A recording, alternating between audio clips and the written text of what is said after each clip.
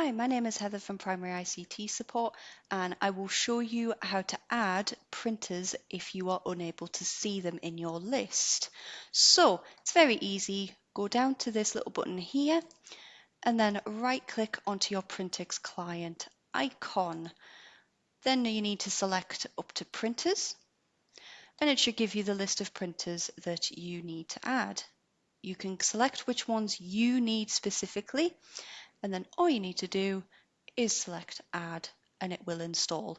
Be aware this takes around about 10 to 15 seconds usually, but can take a little bit longer if it needs to add a few more on. If you have any issues, please contact the help desk.